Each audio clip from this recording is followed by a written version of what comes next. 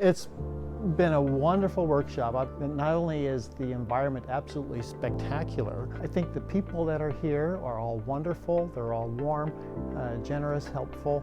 Well, it's interesting traveling with the Italy workshops. It's a lot of work, and that's fun because it gives us an opportunity to focus our attention on technique and on seeing nature and the world through the eyes of not just the camera, but through the eyes of some sort of artistic image or filter that's out there.